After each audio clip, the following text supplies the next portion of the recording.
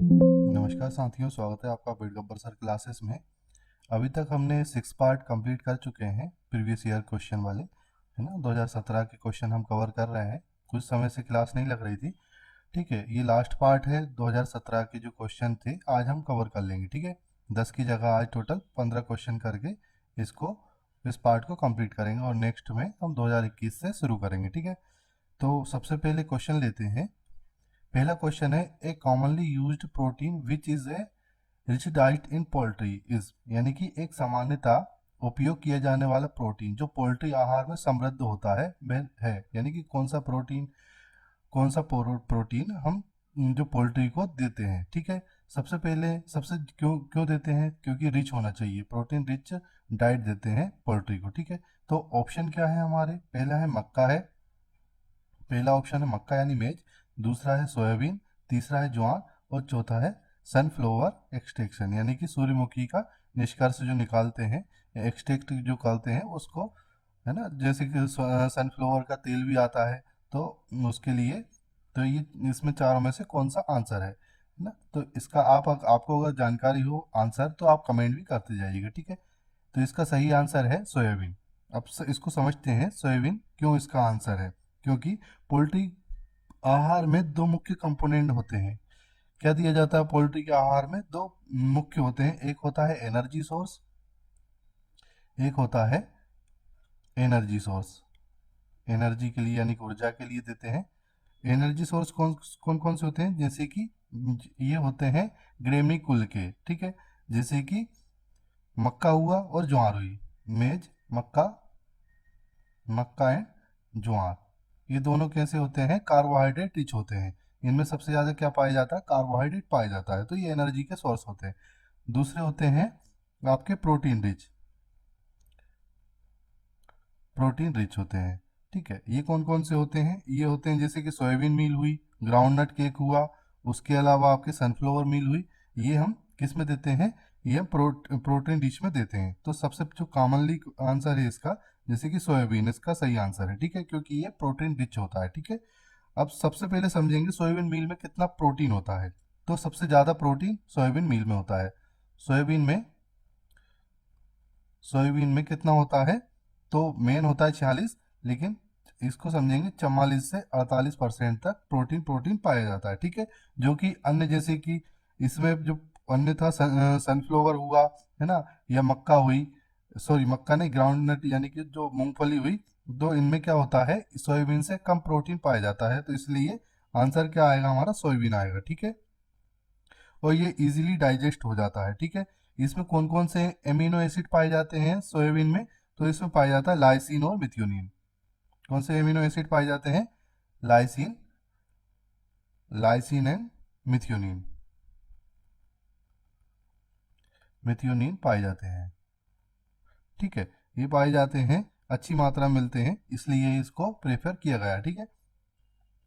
अब दूसरे जो ऑप्शन थे जैसे कि मेज हुआ, है ना, दूसरे जो ऑप्शन थे, पहला ऑप्शन कौन सा था, मक्का था। ये क्या एनर्जी सोर्स है, इसमें प्रोटीन कितनी पाई जाती है, सबसे कम पाई जाती है 8 से 9%, 8 से 9% प्रोटीन पाई जाती है। दूसरा ऑप्शन था सोयाबीन, जो कि हमारा सही आंसर है। तीसरा ऑप्शन था ज्वार, जो कि यही जैसे कि मक्का हुई वैसे ही ये भी ज्वार भी कैसे होता है, एनर्जी सोर्स होता है। अगला है सनफ्लावर, सनफ्लावर में कितना परसेंट होता है, तो सनफ्लावर में होता है, यानी कि सूर्यमुखी के जो पौधा होता है, सूर्यमुखी का बीज बोल दीजिए, सूर्यमुखी के बीज में कितना होता है, जो अपना ऑप्शन था सोयाबीन यानी कि सूर्यमुखी का एक्सट्रैक्ट जो जो तेल बनता है, ठीक है।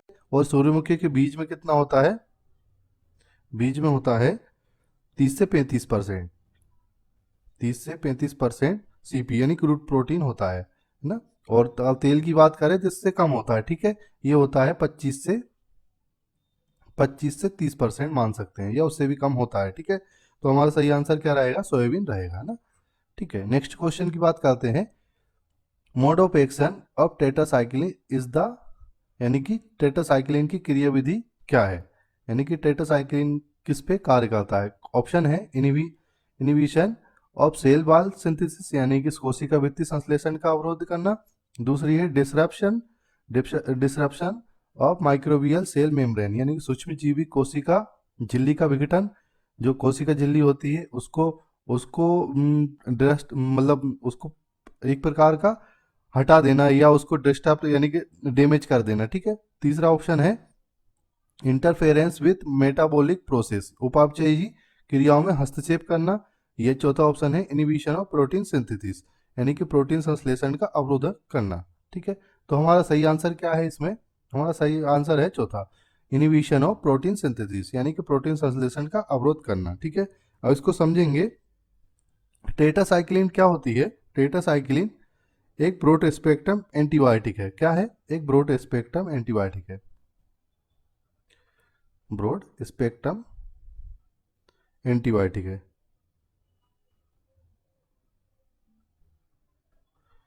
एंटीबायोटिक है, ठीक है। ये क्या करती है? बैक्टीरिया के जो राइबोसोम होता है उनसे उनसे जुड़कर क्या करती है? प्रोटीन सिंथेसिस को एक मतलब संश्लेषण को रोक देती है। किससे? राइबोसोम के 30S से। राइबोसोम के कौन सा? 30S। दो होते हैं राइबोसोम, 30S और एक 50S होता है, ठीक है। वो समझ जाइएगा, एक होता है 70 और एक 80S होता है, वो अलग है। यहाँ पे उसकी सब यूनिट है, ठीक है। 30S से जुड़ता है जिसके कारण प्रोटीन सिंथेसिस उनका कार्य रुक जाता है, ठीक है।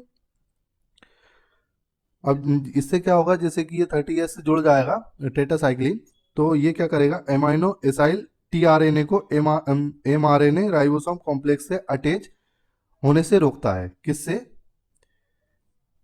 ये रोकता है एमिनो एसाइल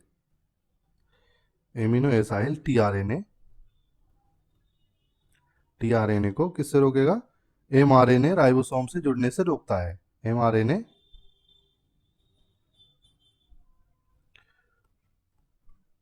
राइबोसोम से जुड़ने से रोकता है, ठीक है।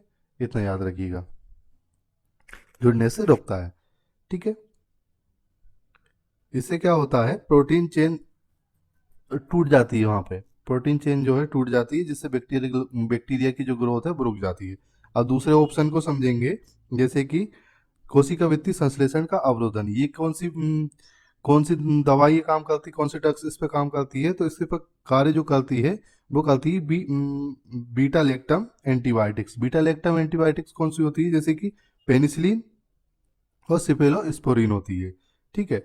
ये क्या करती है? ये कोशिका भित्ति के संश्लेषण को रोक देती है, ठीक है। दूसरा ऑप्शन था disruption of microbial cell membrane. दूसरा ऑप्शन था disruption of microbial cell membrane, सूक्ष्मजीवी कोशिका झिल्ली का विघटन। तो ये कौन सी ड्रग्स करती है इस पे कार्य? तो इस पे करती है पॉलीमिक्सिन और एम्फोटेरिसिन। एम्फोटेरिसिन बी नामक जो दवाई है वो इस पे असर करेगी, यानी कि कोशिका झिल्ली के विघटन में ये हेल्प करती है। आप अगर नोट्स नहीं बना रहे हैं तो नोट्स भी बनाते हुए चलिएगा, ताकि आपको एग्जाम में शॉर्ट नोट्स की तरह काम आए, ठीक है। तीसरा ऑप्शन था उपापचय क्रियाओं में हस्तक्षेप। जो मेटाबॉलिक क्रिया होती है उसमें हस्तक्षेप करना। तो इसमें कौन सी ड्रग्स करती है? तो इसमें करती है सल्फोनामाइड्स और ट्राइमेथोप्राइम, ठीक है। सल्फोनामाइड और ट्राइमेथोप्राइम करती है, ठीक है। चौथा ऑप्शन है इनिबिशन और प्रोटीन सिंथेसिस, यानी प्रोटीन संश्लेषण का अवरोध करना। इसमें कौन सी ड्रग्स लेती है? तो ये जो हमारा आंसर था टेट्रासाइक्लिन, ये इसका सही आंसर है, ठीक है। अब बात करते हैं नेक्स्ट क्वेश्चन की। नेक्स्ट क्वेश्चन है cruciate ligament are present in the joint, यानी क्रूसिएट लिगामेंट कौन सी संधि में मौजूद होते हैं? ऑप्शन है एल्बो जॉइंट, हिप जॉइंट और स्टाइपल जॉइंट और शोल्डर जॉइंट। अगर आपको आंसर अगर पता हो तो पहले ही आप कमेंट में आंसर कर दीजिएगा, ठीक है। इसका सही आंसर है स्टाइफल जॉइंट। इसका सही आंसर क्या है? Stifle joint. क्रूसिएट लिगामेंट कैसे होते हैं? क्रॉस टाइप के होते हैं। कहाँ पाए जाते हैं ये? पिछले पैरों में। स्टाइफल यानी कि जो होते हैं नी जॉइंट भी बोलते हैं इसको। स्टाइफल जॉइंट को क्या बोलते हैं? नी जॉइंट भी कहते हैं, नी जॉइंट भी कहते हैं, ठीक है। ये किस प्रकार के होते हैं? इस प्रकार के शेप में होते हैं, ठीक है। इसमें दो दो लिगामेंट कार्य करते हैं। कौन कौन से? एक होता है एंटेरियर क्रूसिएट लिगामेंट और एक होता है पोस्टेरियर क्रूसिएट लिगामेंट। दो प्रकार के लिगामेंट होते हैं जो कि इसी कारण इसको बोलते हैं क्रूसिएट लिगामेंट। ठीक है, अब दूसरे ऑप्शन की बात करते हैं। तो एल्बो जॉइंट, पहला ऑप्शन था एल्बो जॉइंट, ये क्या करता है, मेनली जो कोलेटरल लिगामेंट होते हैं उसमें पाया जाता है एल्बो जॉइंट। ठीक है, क्रूसिएट लिगामेंट नहीं है। ठीक है, हिप जॉइंट ये होता है जैसे कि बाल एंड सॉकेट जॉइंट प्रकार का जो जॉइंट होता है तो उसमें पाया जाता है। ये कौन सा होता है, स्ट्रॉन्ग कैप्सुलर लिगामेंट पाया जाता है, इसमें क्रूसिएट लिगामेंट नहीं पाया जाता। जैसे कि एल्बो जॉइंट में कौन सा लिगामेंट पाया जाता है, तो कोलेटरल लिगामेंट पाया जाता है। ठीक है, आप नाम याद रखिएगा। दूसरा है हिप जॉइंट, हिप जॉइंट में कौन सा लिगामेंट पाया जाता है, कैप्सुलर लिगामेंट पाया जाता है। स्टाइपल जॉइंट हमारा सही आंसर है। चौथा है शोल्डर जॉइंट, शोल्डर जॉइंट में कौन सा पाया जाता है, इसमें भी कैप्सुलर लिगामेंट पाया जाता है। ठीक है, हिप जॉइंट और शोल्डर जॉइंट में कौन सा लिगामेंट पाया जाता है, कैप्सुलर लिगामेंट पाया जाता है। ठीक है, ये हमारा सही आंसर हुआ सी नंबर का। बात करते हैं 64 क्वेश्चन की।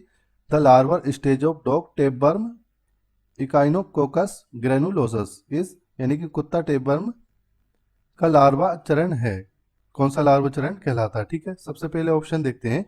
पहला ऑप्शन है सिस्टिसर्कस सेल्यूलोजी, सिस्टिसर्कस सेल्यूलोजी। दूसरा है सिस्टिसर्कस बोविस। ठीक है, तीसरा है हाइडेटिस सिस्ट। चौथा है कोइनुरस सेरेब्रेलिस। ठीक है, तो हमारे इसका सही आंसर क्या है, हाइडेटिस सिस्ट। और इसको बहुत अच्छे तरीके से समझिएगा।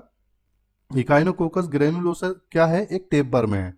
क्या है, एक टेपवर्म जो कुत्ते की आंत में पाया जाता है। कहाँ पाया जाता है, कुत्ते की आंत में पाया जाता है। ठीक है, डेफिनेटिव होस्ट है, कौन सा है, डेफिनेटिव होस्ट है। अब इसके इंटरमीडिएट होस्ट कौन कौन से हैं, इसके इंटरमीडिएट होस्ट हैं भेड़ बकरी,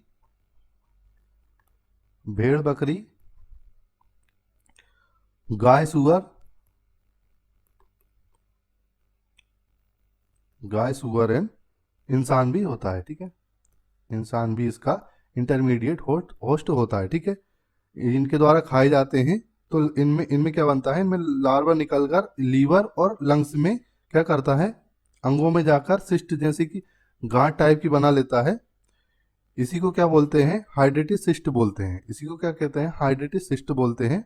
ठीक है, इसमें क्या होता है, अंदर क्या होता है, ब्रॉड कैप्सूल पाया जाता है जो कि फ्यूचर में जो बनने वाला टेपवर्म है उसका हेड होता है। ठीक है, ये क्या होता है, हाइड्रेटिस सिस्ट एक प्रकार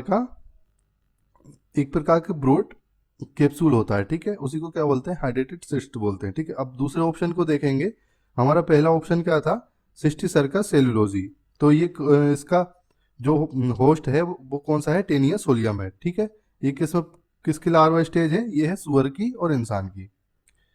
टीनिया सोलियम क्या बोलते हैं, पोर्क टेपवर्म भी बोलते हैं इसको, सिस्टिसर्कस सेलुलोजी को टीनिया सोलियम।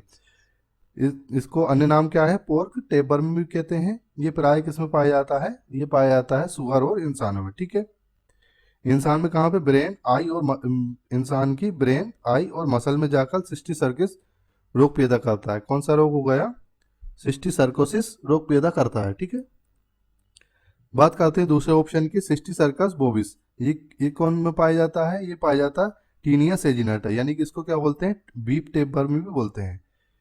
तो कौन सी लार्वा स्टेज, किसकी लार्वा स्टेज है, ये टीनिया सेजिनाटा की लार्वा स्टेज है, सिस्टिसर्कस बोविस। ठीक है, ये किस में पाया जाता है, इंटरमीडिएट होस्ट कौन सा है, गाय और बेल होता है इसके।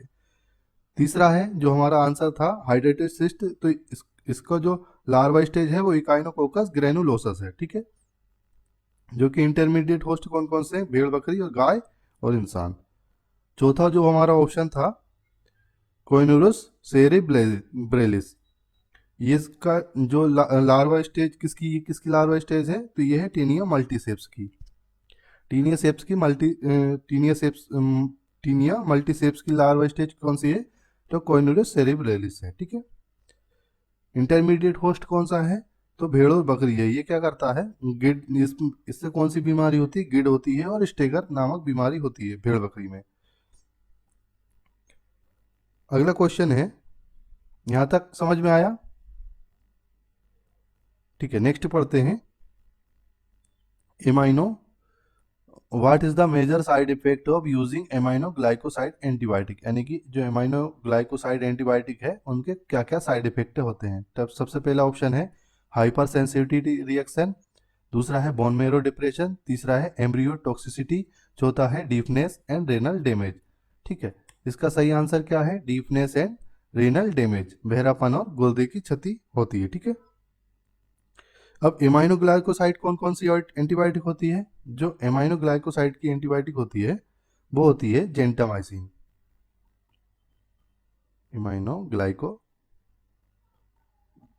ग्लाइकोसाइड्स। ठीक है, कौन कौन सी एंटीबायोटिक आती है इसमें? तो आती है जेंटामाइसिन, दूसरी होती है अमिकासिन,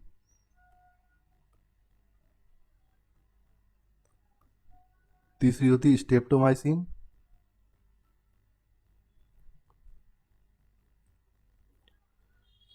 चौथी होती है टोब्रामाइसिन। तो ये क्या होती है? पावरफुल एंटीबायोटिक होती है।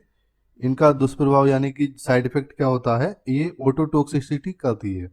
क्या करती है? कान पर असर डालती है।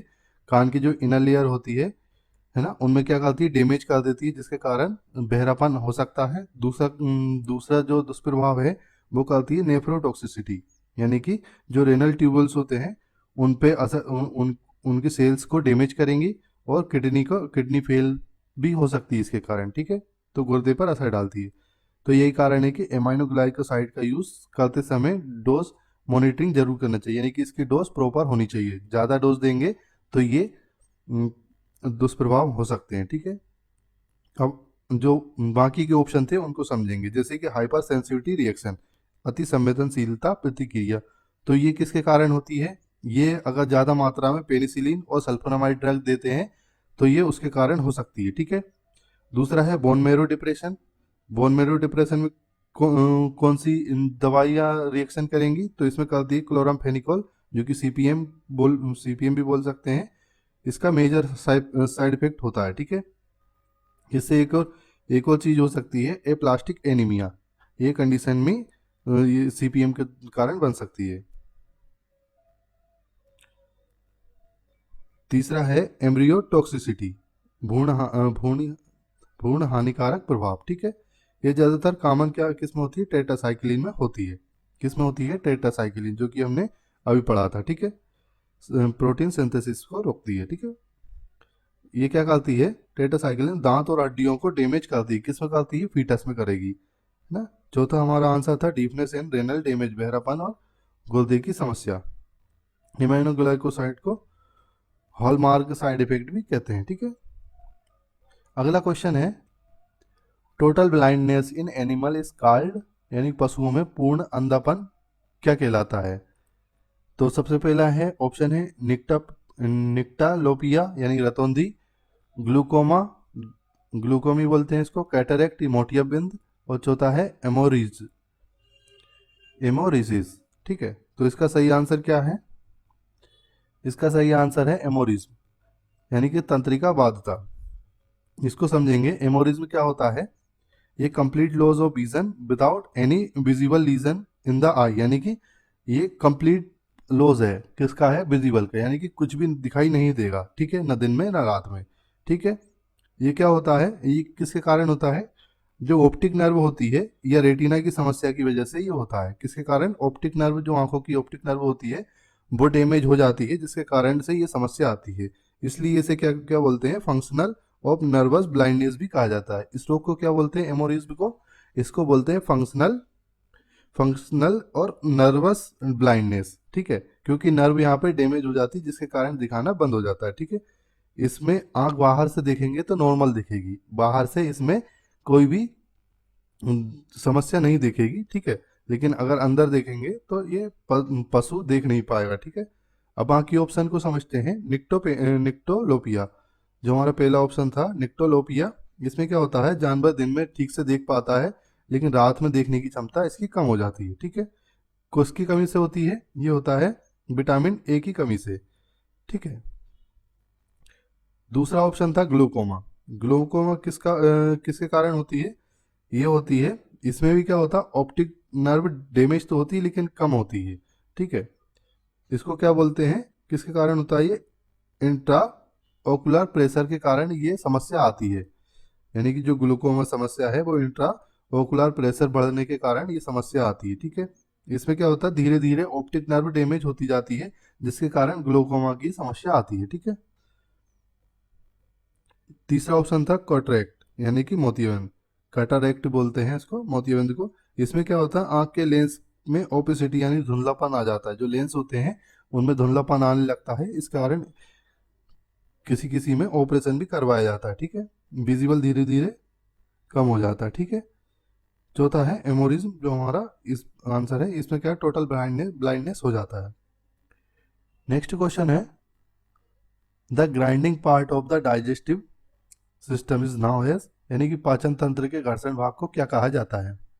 ये तो आपको पता ही होगा, एक होता है प्रोवेंटिकुलस, ग्रंथि जठर बोलते हैं इसको, दूसरा है गिजार्ड।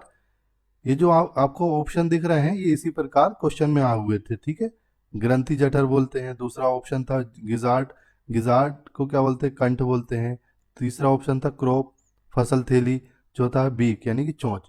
ठीक है, तो हमारा सही आंसर क्या है, सही आंसर है गिजार्ड, सही आंसर क्या है, गिजार्ड है।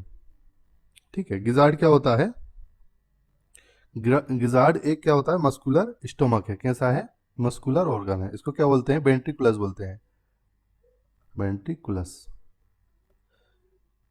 ये क्या होता है, मस्कुलर स्टोमक है,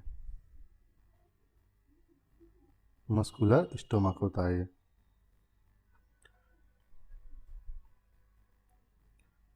स्टोमक होता है। ठीक है, इसको क्या बोलते हैं, ये पंछियों में क्या करता है, पाचन तंत्र का मैकेनिकल ग्राइंडर बोलते हैं इसको, मैकेनिकल, पक्षियों में क्या बोलते हैं, मैकेनिकल ग्राइंडर।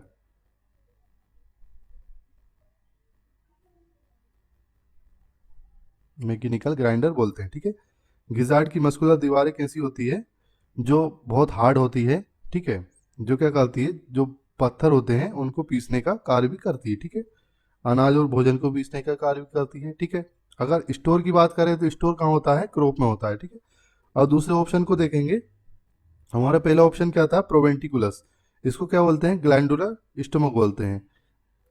जो गिजार्ड होता है वो मस्कुलर होता है, और प्रोवेंटिकुलस क्या होता है, मस्कुलर सॉरी ग्लैंडुलर, ग्लैंडुलर यानी कि इसमें ग्लैंड पाई जाती है, जिससे क्या निकलता है, गैस्ट्रिक जूस निकलता है, पेप्सिन निकलता है, एचसीएल आदि सीक्रेट होते हैं। ठीक है, यहाँ पे क्या होता है, केमिकल डाइजेशन होता है भोजन का। गिजार्ड को अभी बताया, जो हमारा सही आंसर है, तीसरा ऑप्शन था क्रोप, यहाँ पे क्या होता है, स्टोरेज ऑर्गन है, ये क्या होता है, इसोफेगस का फूला हुआ पार्ट को क्या बोलते हैं, क्रोप बोलते हैं। चौथा ऑप्शन है चोंच, ये भोजन को क्या पकड़ने और तोड़ने का काम करती है। ठीक है, अगला क्वेश्चन है, कोक्सीडियोसिस का मुख्य नैदानिक लक्षण क्या है, the main clinical symptom of coccidiosis is, यानी कि इसका लक्षण कौन सा होता है जिससे हम पहचान सकते हैं कि ये कोक्सीडियोसिस बीमारी है। तो ऑप्शन इसके क्या क्या हैं, सबसे पहला है दस्त ना होना, नो डायरिया, दूसरा है ब्लड डायरिया, खूनी दस्त, तीसरा है ग्रीनिश डायरिया, हरा दस्त, चौथा है व्हाइट डायरिया यानी कि सफेद दस्त। तो इसका सही आंसर क्या है, इसका सही आंसर है ब्लडी डायरिया, ब्लडी डायरिया। कोक्सीडियोसिस रोग किस में होता है, पक्षियों में होता है। ठीक है, कौन सी कोक्सीडियोसिस की कौन सी स्पीसीज होती है, तो ये होती है इमेरिया टेनेला, इमेरिया स्पीसीज के कारण होता है। ठीक है, जो क्या है, एक प्रोटोजुआ है, प्रोटोजुआ के कारण होता है। ठीक है, ये क्या करता है, पैरासाइट आंत में जाके उसकी जो यूपिथेलियल सेल होती है उनको डैमेज करता है, जिसके कारण अल्सर बन जाते हैं वहाँ पे, और ब्लीडिंग होने लगती है। अल्सर बनने के कारण क्या होता है, वहाँ पे ब्लीडिंग होने लगती है। ठीक है, तो इसका सबसे अच्छा लक्षण क्या है, खूनी दस्त यानी कि ब्लडी डायरिया इसका सही आंसर है। अब दूसरे ऑप्शन को देखते हैं, दूसरा ऑप्शन जैसे कि नो डायरिया, तो कोक्सीडियोसिस में डायरिया एक महत्वपूर्ण लक्षण है। ठीक है, दूसरा ऑप्शन था ब्लडी डायरिया जो हमारा आंसर है, तीसरा है ग्रीन डायरिया, तो ये किस में होता है, ग्रीन डायरिया ये होता है प्लोरम डिसीज में, ग्रीन डायरिया किस में होता है, प्लोरम डिसीज में होता है, बछड़ों में। चौथा ऑप्शन था व्हाइट डायरिया, तो ये भी किस में होता है, प्लोरम डिसीज में होता है, साल्मोनेला पुलोनोरम, पुलेरम के कारण किस में होता है, ये ब्रिटिश डायरिया, जो व्हाइट डायरिया है, सफेद दस्त है, ये पोल्ट्री में होता है, और ग्रीनिश डायरिया हरी दस्त किस में होता है, बछड़ों में होता है। ठीक है, जो हमारा सही आंसर है ब्लड डायरिया वो किस में होता है, तो ये होता है कोक्सीडियोसिस बीमारी में। अगला क्वेश्चन है the portion of the protein in the feeding that is not digested in the rumen is, यानी कि आहार में प्रोटीन का वह भाग जो रूमेन में पचित नहीं होता क्या कहलाता है? तो इसका आंसर है, आंसर बाद में बताएंगे, पहले ऑप्शन देखते हैं। ऑप्शन है बाईपास प्रोटीन, दूसरा है प्रोटीन नॉन प्रोटीन नाइट्रोजन, तीसरा है रूमेन डिग्रेडेबल प्रोटीन, चौथा ऑप्शन है सोल्यूबल प्रोटीन। तो इसका सही आंसर अगर पता हो तो कमेंट कीजिए। इसका सही आंसर अगर पता हो तो कमेंट कीजिए।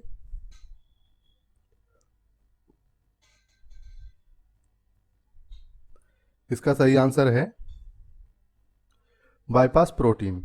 बाईपास प्रोटीन इसका सही आंसर। बाईपास प्रोटीन क्या होता है? ये होता है अनडिग्रेडेबल डाइटरी प्रोटीन होता है, जो कि क्या होता है रूमेन के माइक्रोब द्वारा नहीं तोड़ा जाता। कैसा प्रोटीन होता है? इसको बोलते हैं यूडीपी।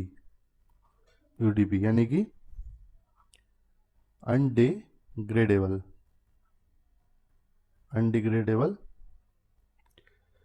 Dietary protein.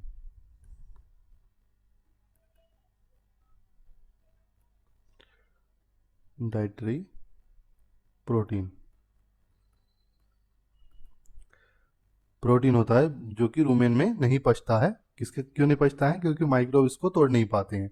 ये सीधे कहाँ जाता है? ये जाता है स्मॉल इंटेस्टाइन में पहुंचता है, जहाँ जहाँ क्या होता है एंजाइम के द्वारा इसको पचा लिया जाता है। ठीक है, इसमें एनिमल को डायरेक्ट एमिनो एसिड मिलता है। बाईपास प्रोटीन से क्या होते हैं?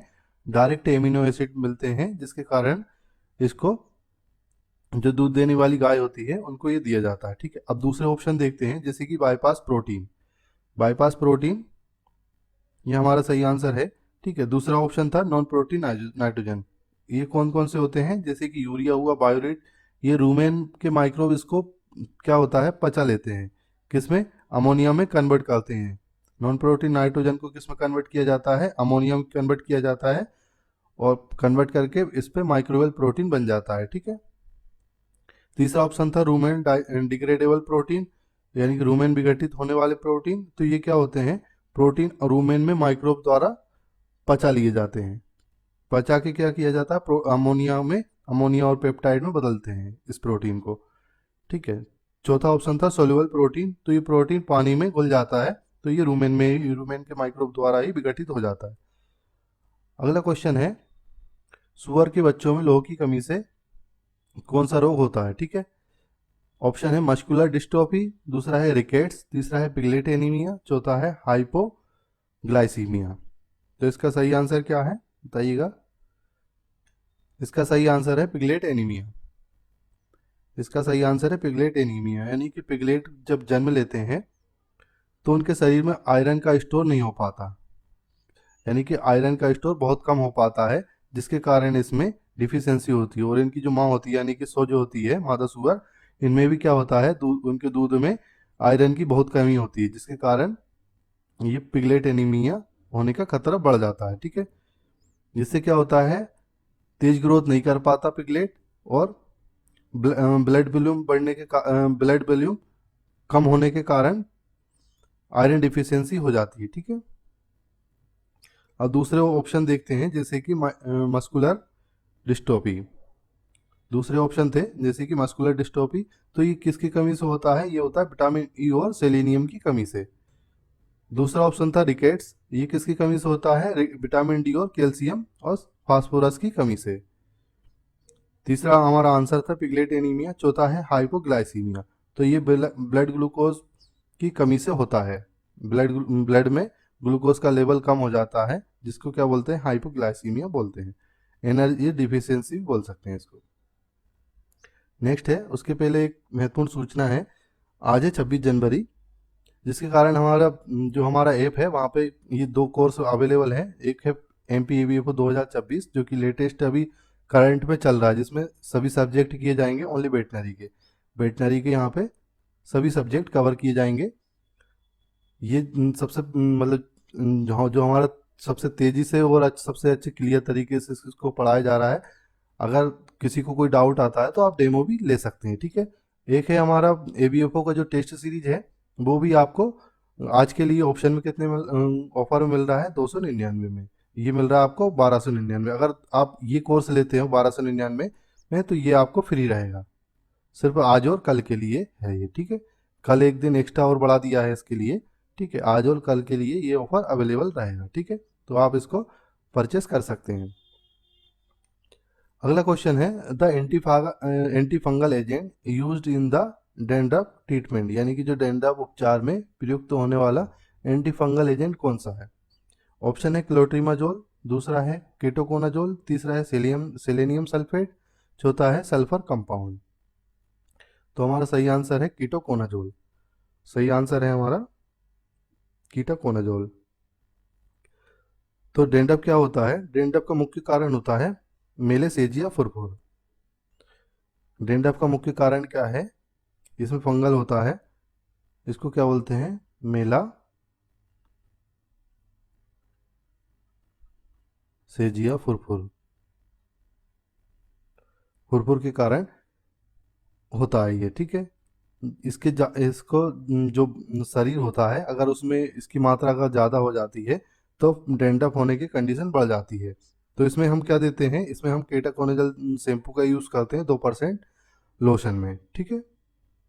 ये क्या करता है? जो मेलेसेजिया फुरफुर है, इसकी जो सेल मेम्ब्रेन होती है उसको उसको इनहिबिट कर देता है, यानी कि उसको रोक देता है, वहीं पे सेल मेम्ब्रेन बन नहीं पाती, जिसके कारण ये डेंड्रफ रुक जाता है।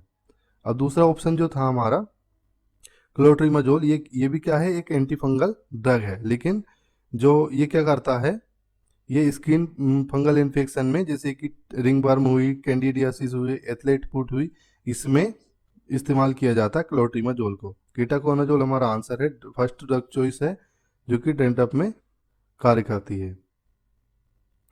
तीसरा ऑप्शन था हमारा सेलेनियम सल्फेट। ये क्या है सेलेनियम सल्फेट? ये एक हमारा एक एंटी सेबोरिक एजेंट है, जो कि क्या होता है? ये भी उसी प्रकार का एंटी फंगल है जो हमारा कीटोकोनाजोल में दिया जाता है। सेम उसी प्रकार दिया जाता है, लेकिन इसका प्रयोग बहुत कम किया जाता है। क्यों किया जाता है? क्योंकि उतना असर नहीं दिखा पाता। इसके लिए कीटोकोनाजोल ही सफिशिएंट होता है। जो हमारा राइट आंसर है वो यही है, ठीक है। चौथा ऑप्शन था सल्फर कंपाउंड। तो ये क्या होता है? ये एक माइल्ड एंटी फंगल यानी एंटी बैक्टीरियल भी होता इफेक्ट दिखाता है, लेकिन जो हमारा मेन आंसर है वो कीटाकोनाजोल है, क्यों? जो कि किस पे काम करता है? सेल मेम्ब्रेन पे काम करता है। अगला क्वेश्चन है पाचन तंत्र किसमें अनुपस्थित होता है? The digestive system is absent in, किसमें होता है? ऑप्शन है ट्रिमेटोड, नेमेटोड, सिस्टोड और आर्थ्रोपोड्स। इसका सही आंसर क्या है आप कमेंट में बताइए। इसका सही आंसर आप कमेंट में टाइप करके बताइए।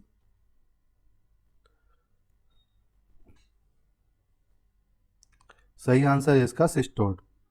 सही आंसर क्या है? सिस्टोड है। सिस्टोड क्या होता है? सिस्टोड को हम क्या बोलते हैं? टैप बर्म बोलते हैं। क्या बोलते हैं? टैप बर्म।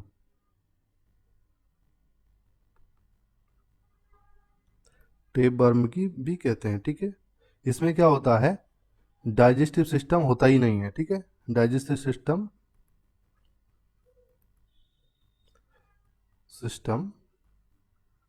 एब्सेंट होता है, एब्सेंट होता है, ठीक है। तो ये खाना कैसे खाता है? तो ये खाना खाता है दूसरे जो होस्ट होते हैं उन पे डिपेंड रहता है, ठीक है। इसमें क्या नहीं होता है? माउथ नहीं होता, स्टमक नहीं होता, इंटेस्टाइन सब एब्सेंट होता है, ठीक है। ये होस्ट की आंत में रहता है। कहाँ रहता है? होस्ट की आंत में रहेगा और वहाँ पे पूरी तरह से भोजन को एब्जॉर्ब करता है, ठीक है। किसके कौन सी सरफेस के कारण करता है? तो टेगुमेंट इसमें सरफेस होती है जिसके कारण ये भोजन इंटेस्टाइन से ले पाता है। टेगुमेंट इसमें सरफेस होती है इसकी,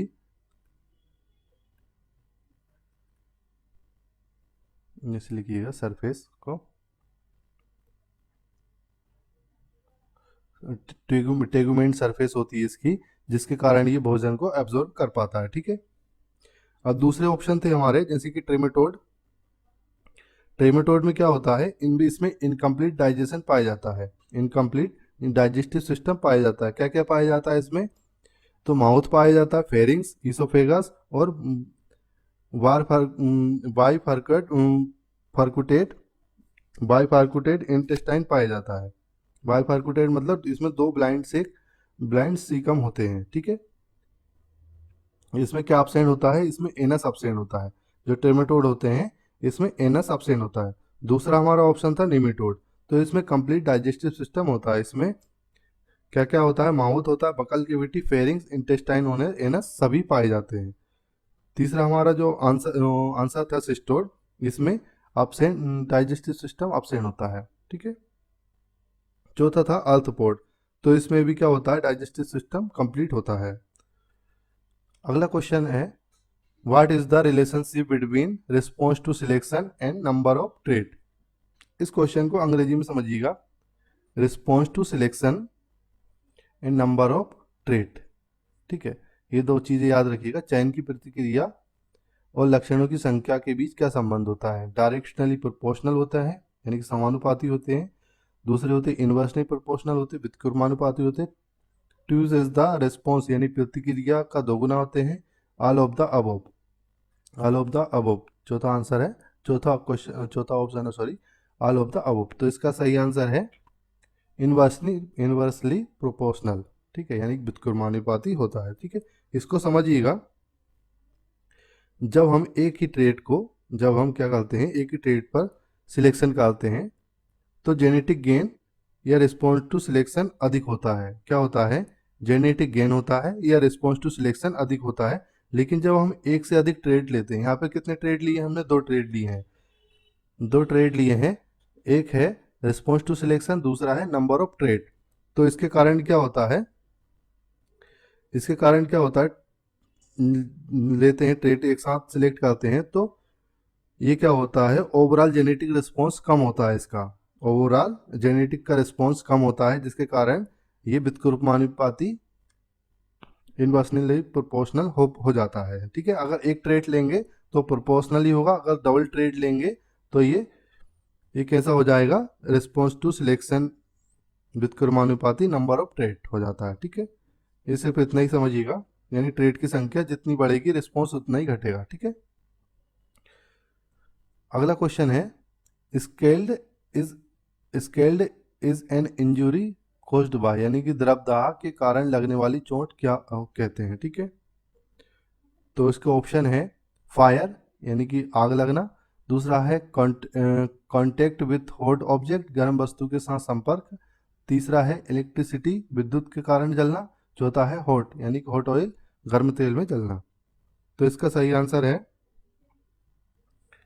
इसका सही आंसर है हॉट ऑयल, ठीक है। समझेंगे, स्केल्ड क्या होता है, एक प्रकार की बर्न इंजुरी है। स्केल्ड क्या है, एक प्रकार की बर्न इंजुरी है, लेकिन ये आग या धातु से नहीं होती। किसके कारण होती है, गर्म तेल के कारण या भाप के कारण। इसको क्या बोलते हैं, स्केल्ड बोलते हैं। Steam, boiling water, hot oil, hot milk आदि को क्या क्या बोलते हैं, स्केल्ड बोल सकते हैं, ठीक है। द्रवदाह होता है, ठीक है। अब दूसरे ऑप्शन देखेंगे, जैसे कि फायर, तो ये क्या होता है, आग से लगने वाली चोट को क्या बोलते हैं, बर्न या फायर बोलते हैं, ठीक है, फायर बोलते हैं। दूसरा है कॉन्टेक्ट द हॉट ऑब्जेक्ट, दूसरा ऑप्शन था कॉन्टेक्ट विथ हॉट ऑब्जेक्ट, तो ये भी क्या बर्न इंजरी होती है, लेकिन ड्राई हीट बर्न होती है ये।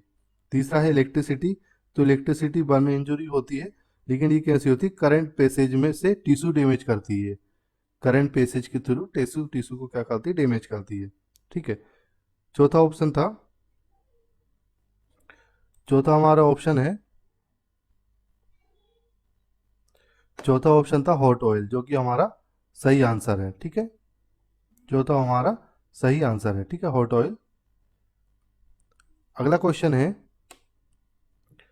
अगला क्वेश्चन है, you an example for non protein nitrogen sources, यानी कि गैर प्रोटीन नाइट्रोजन स्रोत का एक उदाहरण बताइए। तो ऑप्शन है urea, copper sulphate, super phosphate. चौथा ऑप्शन है डाई कैल्शियम फास्फेट। इसका आंसर बताइए कमेंट पे, इसका आंसर आप कमेंट में बताएं।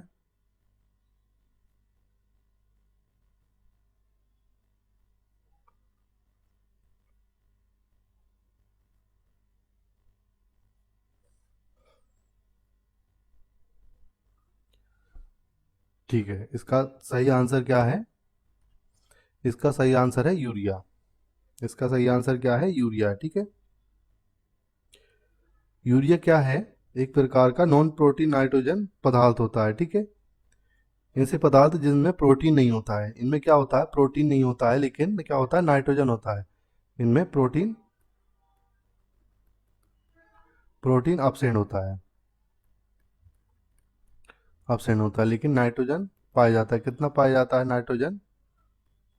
तो इसमें 46% नाइट्रोजन पाया जाता है यूरिया में। ठीक है, अब बात करते हैं रूमेन क्या करता है? माइक्रोब्स द्वारा इस यूरिया को डाइजेस्ट, यानी कि माइक्रोब्स इसको यूरिया को तोड़ देता है, जिससे क्या बन जाता है? अमोनिया बन जाता है। अमोनिया में बदलता है ये, और इससे क्या होता है? माइक्रोबियल प्रोटीन सिंथेसिस होता है। कहाँ पे होता है? रूमेन में हो जाता है।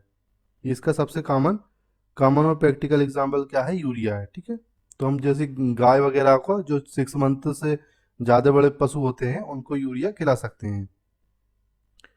अब दूसरे ऑप्शन थे जैसे कि कॉपर सल्फेट। ये क्या होता है? मिनरल सप्लीमेंट होता है। कॉपर सल्फेट क्या है? एक मिनरल सप्लीमेंट है, जो कि ग्रोथ और एंजाइम एक्टिविटी के लिए जरूरी होता है। तीसरा ऑप्शन था हमारा सुपर फास्फेट। तो ये सुपर फास्फेट क्या है? एक प्रकार का फर्टिलाइजर है। क्या है? एक प्रकार का खाद है। चौथा ऑप्शन था डाई कैल्शियम फास्फेट। तो ये क्या होता है? इसमें कैल्शियम और फास्फोरस पाया जाता है, यानी कि ये भी मिनरल का सोर्स होता है। तो यहाँ पे हमारा ये कंप्लीट हुआ, यानी कि 2017 के हमने सभी क्वेश्चन को कंप्लीट कर लिए आज। जो पी वाई क्यू 2017 के जो क्वेश्चन थे, वो हमने आज कंप्लीट कर लिए हैं। ठीक है, अब हम नेक्स्ट पार्ट में 2021 का पढ़ेंगे। ठीक है, नेक्स्ट पार्ट में 2021 के जो जितने भी प्रीवियस ईयर के क्वेश्चन हैं उनको कवर करेंगे। ठीक है, आज के लिए इतना ही। धन्यवाद।